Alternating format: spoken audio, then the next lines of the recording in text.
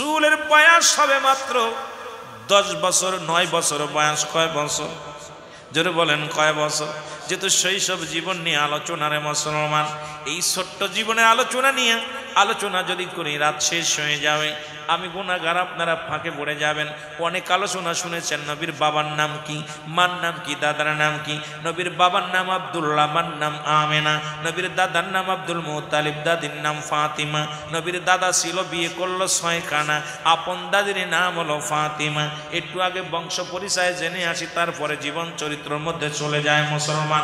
আমার নবীর ফুপুর সংখ্যা ছিল 6 জন, এদের মধ্যে ঈমানদার হলো 2 জন। একজনের নাম হলো হযরত সুফিয়া, আর একজনের নাম হযরত ওমর। আমার নবীর চাচার সংখ্যা ছিল 9 জন, এদের মধ্যে ঈমানদার হলো 2 জন। একজনের নাম আমিরে হামজা, আর একজনের নাম আব্বাস। বাকি 7 জনই রাসূলের দুশমনের রাসূল, তারা রাসূল মানতে পারে নাই। জোরে জোরে চিল্লায়া বলা যাবে না আল্লাহু আকবার। এরা মুসলমান, আমার নবীর নানার নাম মুসলমান শোনো গো আব্দুল ওয়াহাব জোহরি, নানির নাম হলো বাররা। এই দুনিয়ার মধ্যে মুসলমান 570 খ্রিস্টাব্দে দুনিয়ার মধ্যে আগমন করেছে।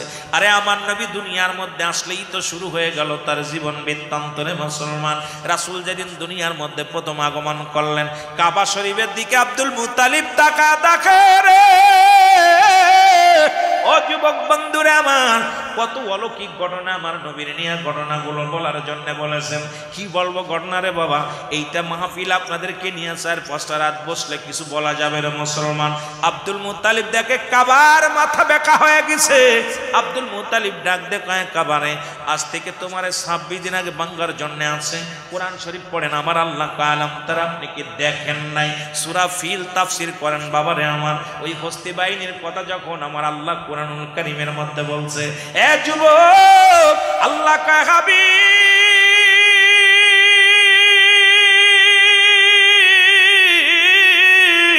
আপনি কি দেখেন না হস্তি বাহিনীকে কেমনে আমি শেষ করে দিয়েছিলাম? আলাম তার, আপনি কি দেখেন নাই? তখনও তো নবী দুনিয়ায় আসেন নাই, নবী তখনও দুনিয়া আসে নাই। ওরে মুসলমান শুনে নাও, কাবা শরীফের মাথা বেঁকা হয়ে গেছে। আব্দুল মুত্তালিব ডাক দেখায়, কাবা রে, আজ থেকে 26 দিন আগে বাঙ্গার জন্য তোরে আব্রাহা বাদশা এসেছিল, একটা ইট খসাইতে পারে নাই, আজকে কেন মাথা নত হয়ে গেছে রে কাবা? কাবার জবান খুলে গেছে। কাবা ডাক দেখ, আব্দুল মুত্তালিব তুমি জানো না যার জন্য আমি কাবার এত দাম, যার জন্য এত কাবার মর্যাদা, সেই কাবার কাবা রাহমাতাল লিল আলামিন দুনিয়ার মধ্যে আগমন করেছে। জোরে বলেন মারহাবা, আর একটু জোরে বলো মারহাবা। আরে এর চাইতে অলৌকিক ঘটনা কি শুনবা গো, যে কাবার দিকে শরিয়াতের আলেমরা আমরা নামাজ পড়ি গো, যে শরিয়াতের কিবলা হলো কাবা, দুজানের কিবলা রাহমাতাল লিল আলামিন নবীকে দুনিয়ার মধ্যে পাঠাইছে, সেই কাবা মাথা নত করে ফেলেছে। আজকে সেই নবীকে নিয়ে ব্যঙ্গ করো কেমনে করে? বাবারা আমার, শুধু তাই নয়, ওই 360টি মূর্তি ছিল কাবার মধ্যে। এবার দেখে মূর্তিগুলোর মাথা আব্দুল মুত্তালিবের বাড়ির দিকে ঘুরে গেছে। ডাক দেখ আব্দুল মুত্তালিব, আব্দুল মুত্তালিব কয়, ও মূর্তি, এতদিন তো তোরে কোনোদিন দেখি না আমার বাড়ির দিকে তাকাইতে, আজকে কেন আমার বাড়ির দিকে তাকাইলি? মূর্তির জবান খুলে ডাক দেখ আব্দুল মুত্তালিব,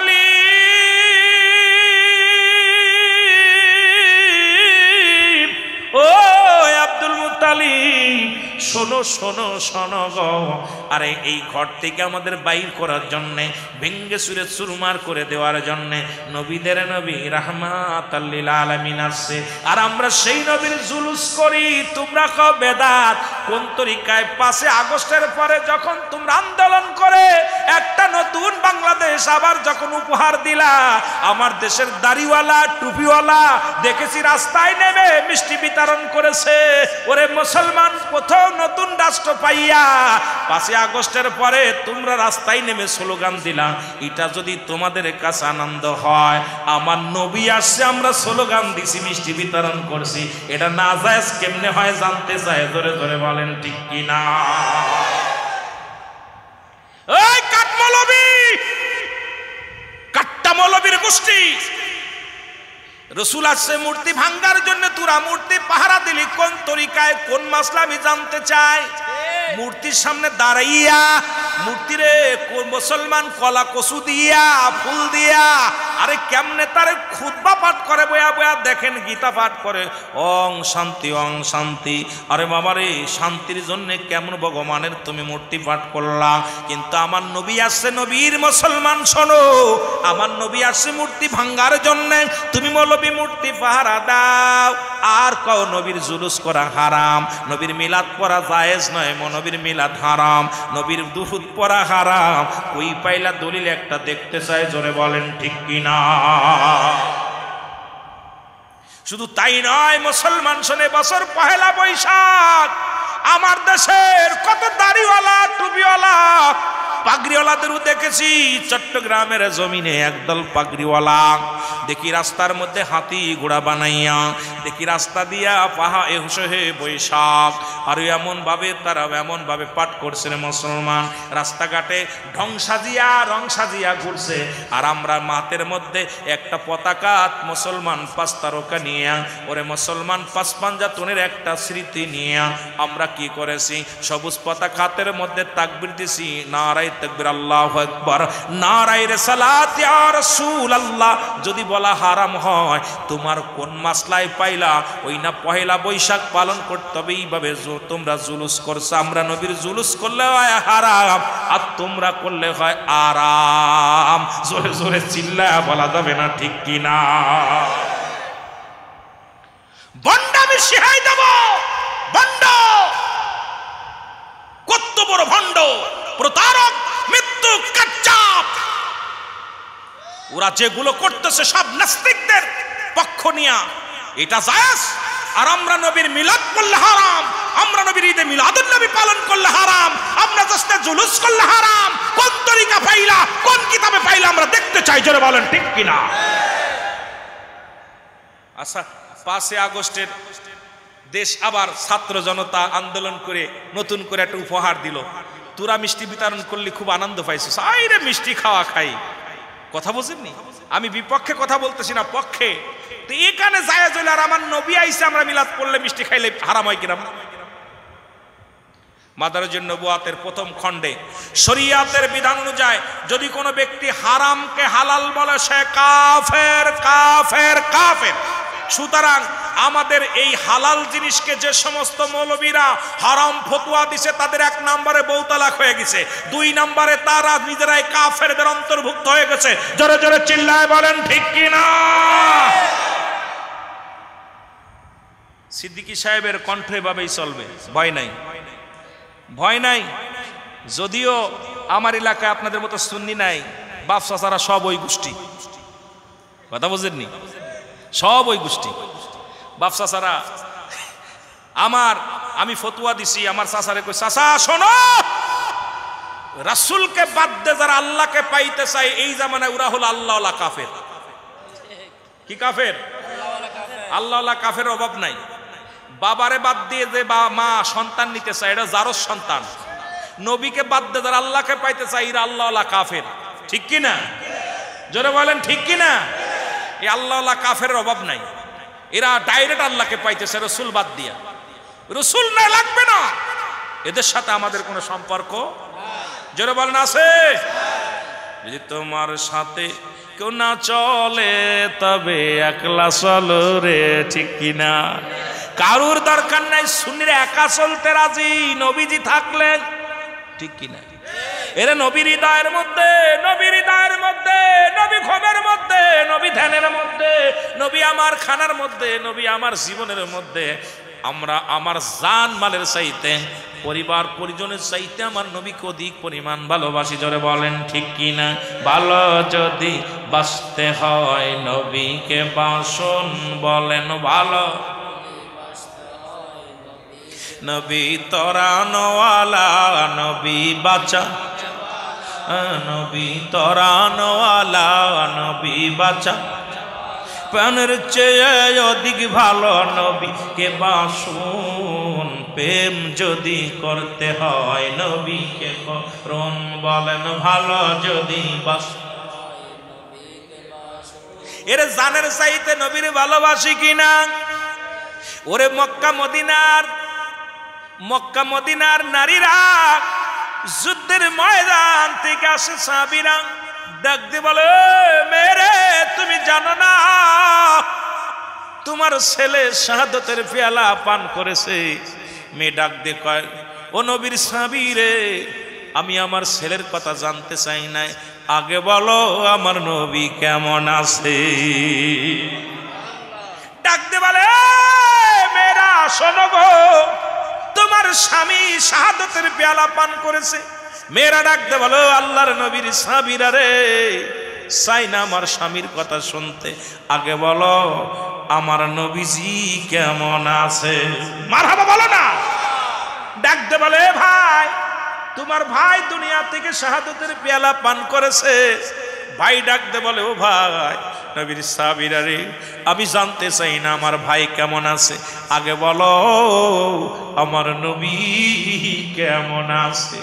ছেলের মা, স্বামী, ভাই, বন্ধু তাদের জবান দিয়া একটা কথাই বলেছিল, চাই না আমরা শুনতে ছেলের কথা, চাই না আমরা স্বামীর কথা শুনতে, চাই না আমরা ভাইয়ের কথা শুনতে।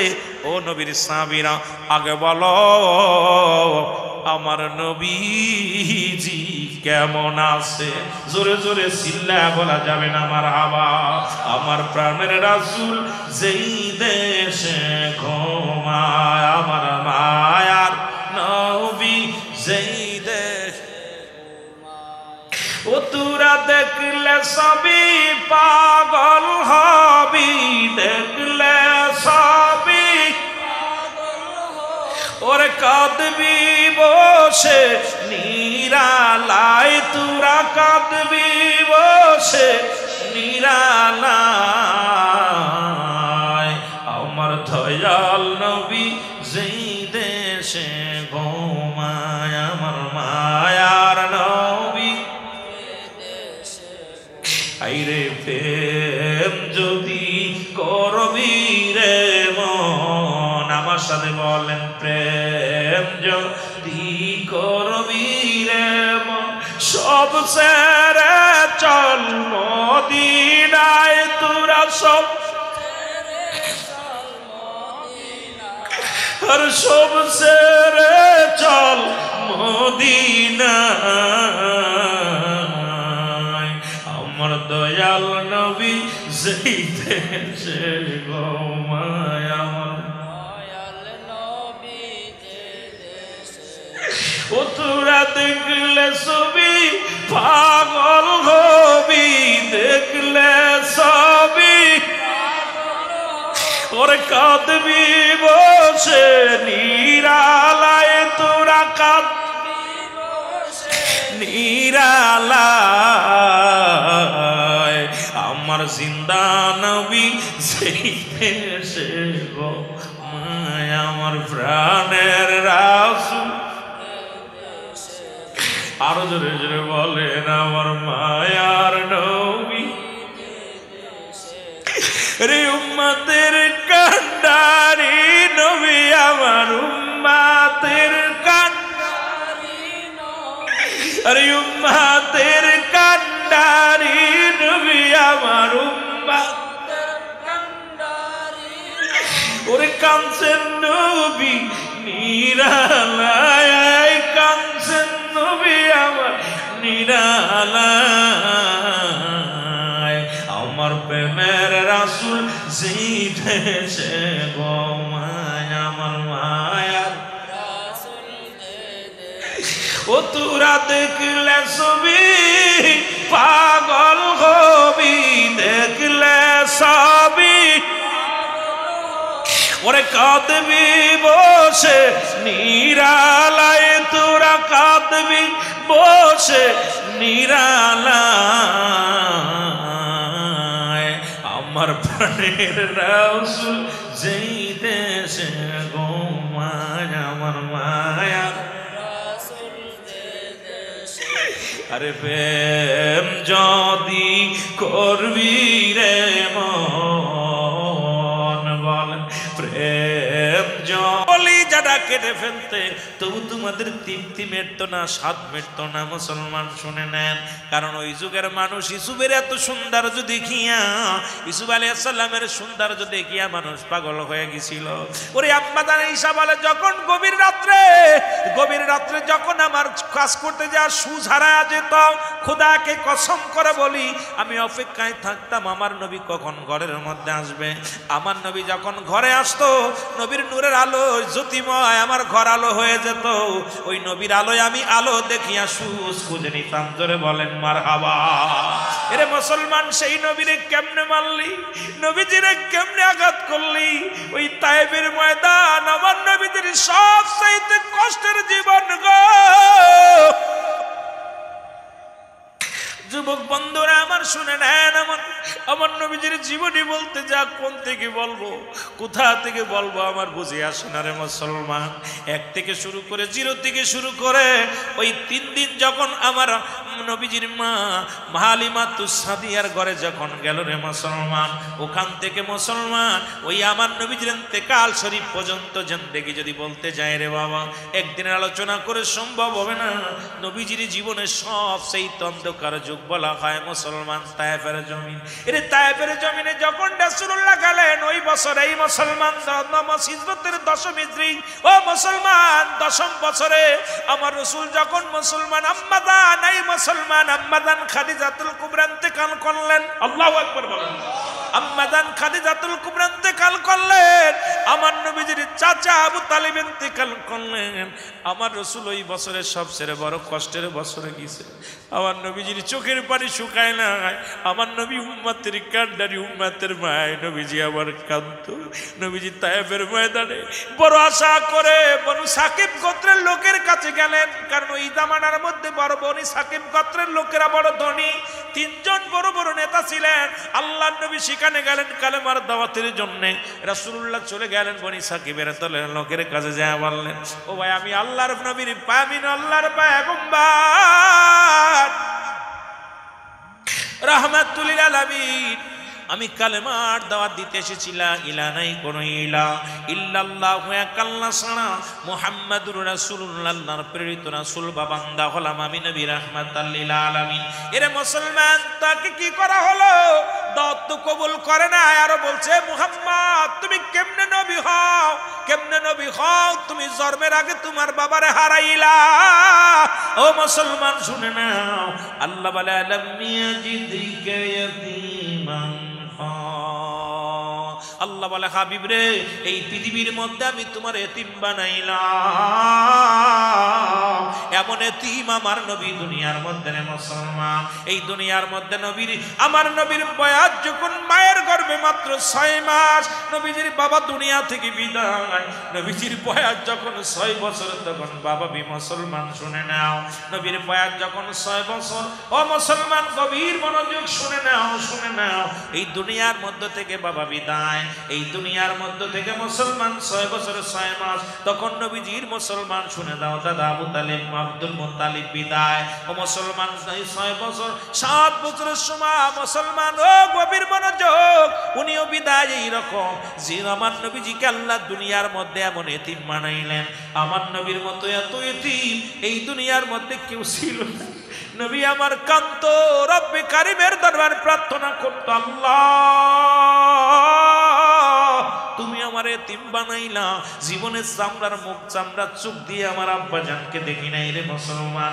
আবার তামাম পৃথিবীর রহমত নবীর দিয়েছি। আল্লাহ বলে মা আরসালনাকা ইল্লা রাহমাতাল লিল আলামিন, আমার দয়াল নবী যেই দেশে ঘুমায় আমার মায়া। একটু মহব্বতে বলেন, চোখের পানিগুলো ছেড়ে দেন। এর রাসূলুল্লাহর প্রেমে যদি মাছের চোখের মধ্যে একটু পানি গড়া পড়ে, নবীর প্রেম ভালোবাসা যার অন্তরে যতটুক, তার ঈমান বলতে ততটুক। নবীর প্রেম ভালোবাসা যার অন্তরে নাই, তার ঈমান বলতে কিছু নাই। একটু চোখের পানি ছেড়ে ছেড়ে আমার সাথে বলেন, আমার দয়াল নবী সেই দেশে ঘুমায় আমার দয়াল। আরে প্রেম যদি করবি রে মন, বলেন প্রেম যদি শিখবি রে মন সব সেরে চল মদিনায় তোরা সব মদিনায় আমার মায়ার নবী সেই দেশে ঘুমায় আমার আরো জোরে বলেন আমার দয়াল নবী ও তোরা দেখলে সবই পাগল হবি তোরা দেখলে সবই ওরে কাঁদবি বসে নিরালায় তোরা কাঁদবি নিরালায় আমার দয়াল নবী যেই দেশে ঘুমায় আমার মায়ার নবী এ ভাইরা আমার বন্ধুরা আমার যে কথা বলতেছিলাম গো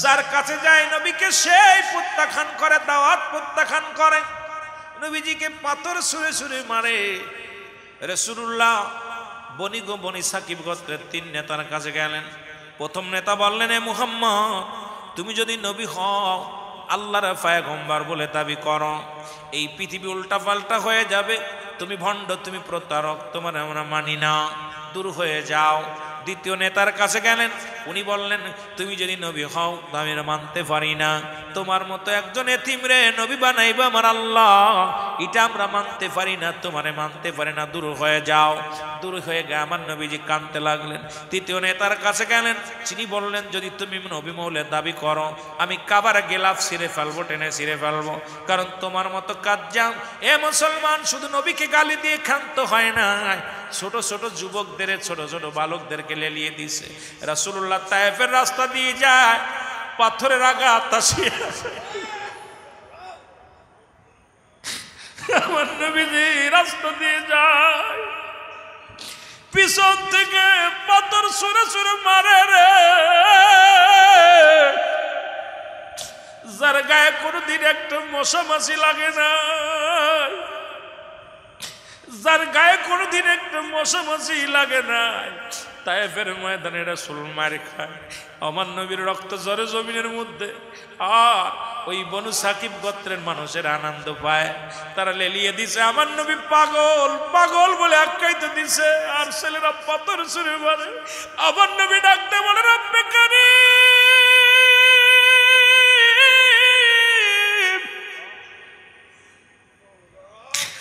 আমি ওদের প্রতিশোধ চাই না তুমি আমাকে ধৈর্য ধারণ করার তৌফিক দাও